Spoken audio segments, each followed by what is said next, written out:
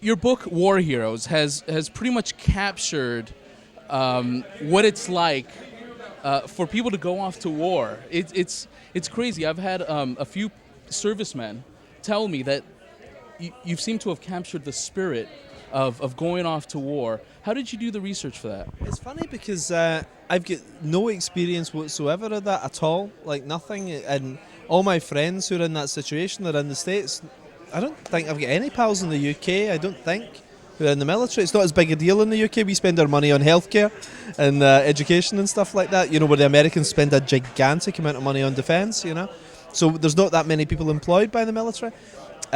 So it's odd, but a lot of people have said to me, soldiers have said, that first issue really does feel like what it was like to say goodbye and to get ready to go off and start a whole new adventure, And the second issue, a couple of my friends in the military who've read that said the boot camp experience feels very similar as well, So I don't know, it's just luck, I just wrote what I thought it would be like. But if I'm absolutely honest, I can say I did zero research whatsoever. I just assumed that's what it would be like if you were heading into that situation. Well, it's I guess the story of people leaving home, off to war. I think it's a universal theme, isn't it? Just the idea of saying goodbye to people you love and hoping for the best in a whole new life. And quite often, I don't think everyone goes into the military in the same way that people maybe go into law or medicine or something. It's not something that they always strive for. Sometimes people try other careers first and it doesn't work out, and sometimes the military just seems like an interesting option. Like the military is especially popular in areas that have had an industrial decline, so for some people it's maybe the only hope of a decent career, where they can maybe help make a difference in the world. So it's a funny job, the military, But I think one thing I've really noticed is people really generally go into it with the very best of intentions, which I think fits quite well with a superhero comic. Now, Tony, how did you research the setting, the military setting and things like that? I grew up in a military family. My father was Air Force 26 years, so I literally lived my entire childhood on bases, and we moved about every 18 months. So I was really familiar with just that lifestyle and that culture, and being a part of a military family is a very, very specific culture. And plus, I just developed a love for all things military and tanks and guns and all that kind of thing, just growing up around it constantly. And Mark actually was smart enough to befriend a soldier, and he's regular Army, Dave. He was a captain in the Army who came out, and he's a huge comic fan. He's a brilliant guy, he's a really nice guy, and he helps run my website. And just by an amazing stroke of luck, I had someone like that to check details with, because Tony is obsessive about getting the details right, aren't you? It's part of the attraction of the book. If you see somebody standing with a belt buckle, that's the belt buckle that guy should be standing with that uniform, And I wanted to make sure the writing went some way towards that kind of level of realism too, because I think a lot of military people are reading the book, and you don't want it to look bogus, you want it to look pretty good. So Dave actually is brilliant. He checks every script for me, makes sure it's all the nonsense I write somehow makes sense, Basically, Mark sends his scripts to Dave, and Dave fact checks everything for him and makes sure it sounds right. And then I send pages to Dave, and if I don't, Mark forwards them when I give them to him to Dave. And plus, I've got a huge military collection of just gear and dummy weapons and some real weapons and flak jackets and helmets and things. And Mark's right, I'm obsessed with getting it correct, because I know there's going to be a lot of soldiers reading this book, and I have such a deep-seated respect for the military and what they do for our country. No matter what your politics are and what you believe, once those guys and those girls are over there, overseas doing something, their lives are on the line. And if they're going to pick up War Heroes, it's extremely important to me that they can look at that and go, man, that's absolutely on the money. These cats are doing the whole deal correctly. And if it can bring the troops a little bit of joy when they're overseas in a foxhole somewhere, bullets flying around their head, and they can have a moment of distraction, and we can bring them that, I've done my job. You guys have created the soldier almost as a superhero. You've given him powers and things like that. What is it like to take this super realistic, the reality of life that we have war, and then just add this superhero coat of paint over? Well, a lot of it for me is just the cool factor. I've always, as a child, I drew stuff like that, and to have a soldier in a U.S. Army uniform picking a tank up over his head and slinging it through, an entire squad of enemy soldiers and using the actual tank as a battering weapon is a pretty incredible thing to get to draw. And Mark can actually touch on that stuff too. Something happened, I think, around about 1999, around about the time of the Blade movie and the first X-Men and so on, where maybe for the first time we saw people with superpowers dressing as regular people. The Matrix as well, of course, yeah. The Matrix had that going too.